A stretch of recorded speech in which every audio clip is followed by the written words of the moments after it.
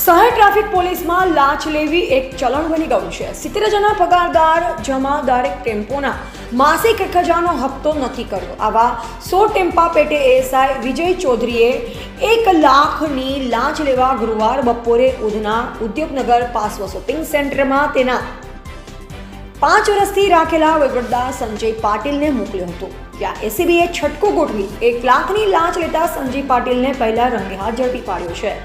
બાદમાં વચેટિયાએ જમાદારને ફોન કરી લાંચની રકમ મળી હોવાની વાત કરી, જેથી બીજી ટીમે માર્કેટ વિસ્તારમાં ટ્રાફિક સિગ્નલ પર ફરજ બજાવતા એસઆઈ વિજય ચૌધરીને પણ દબોચી લીધો।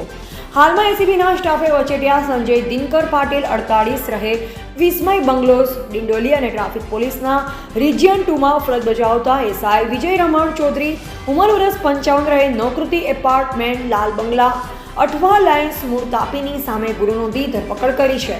ટેમ્પો ચાલકો પાસેથી ટ્રાફિક પોલીસ માસિક 1000નો હપ્તો લેતી હોવાની ફરિયાદો ટેમ્પો એસોસિએશનના એક હોદ્દેદારે એસીબીને કરતા બંને ભેરવાયા છે। એસઆઈ વિજય ચૌધરી અઠવા લાઇન્સમાં જે ફ્લેટમાં રહે છે તેની માર્કેટ વેલ્યુ 70 લાખ અંદાજિત છે।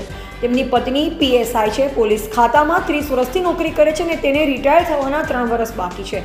વચેટિયો સંજય પાટીલ અગાઉ ટેમ્પો એસોસિએશન સાથે સંકળાયેલો હતો અને હાલમાં મિલોમાં કાપડનો કોન્ટ્રાક્ટ રાખે છે। તમે જોઈ રહ્યા છો સ્વતંત્ર નિર્ભય ન્યૂઝ ચેનલ। એડિટર અભિષેક પાંડે સાથે।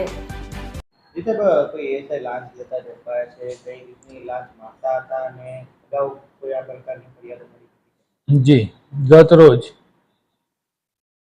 એન્ટી કરપ્શન બ્યુરોના ટોલ ફ્રી નંબર 1064 ઉપર ફરિયાદીની ફરિયાદ મળેલી સુરત શહેર ટ્રાફિક પોલીસ દ્વારા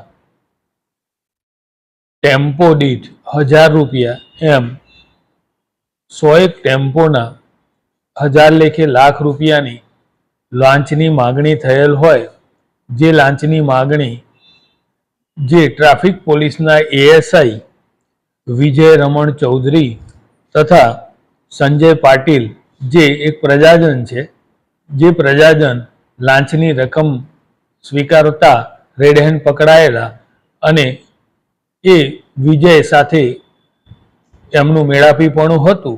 આથી ટ્રાફિક પોલીસના એએસઆઈ તથા સંજય પાટીલ બંનેનાઓની એસીબી દ્વારા અટકાયત કરવામાં આવેલી છે અને આગળની કાર્યવાહી હાથ ધરેલી છે। આ પ્રકારે અગાઉ કોઈ પાસેથી લાંચ લીધી હોય કે એવું? હા, એ તપાસ હવે અમારી તપાસમાં જે બી બાબતો આવશે એ પાછી આપને જણાવીશું।